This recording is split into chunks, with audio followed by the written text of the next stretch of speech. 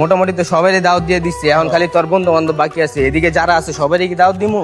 অগরে দিবি, সমস্যা নেই দে, কিন্তু আকাশ থাকলে আকাশটা দিবি না। অল্লগে কিন্তু আমার পরশু দিন ঝগড়া লাগছে, কথা তো কত কি হয়েছে অল্লগে, ওরা দিবি না। কিলো ভাইয়া কি অবস্থা? আমার ভাই আইতেছে বুঝছো, সামনে আর বিয়ার দাও তোমার সবারই দিব, একটু বহো। হ্যাঁ তোরা ঢোক না মার্কেট, আমি আইতাছি। এই যে কয়েকজনের দাওয়াত দিয়ে আইতাছি, দাঁড়া।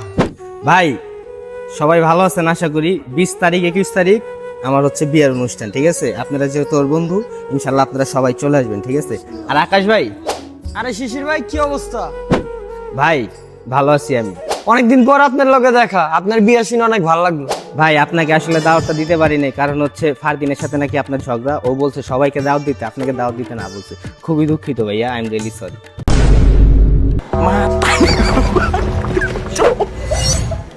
Mata gue, Pak.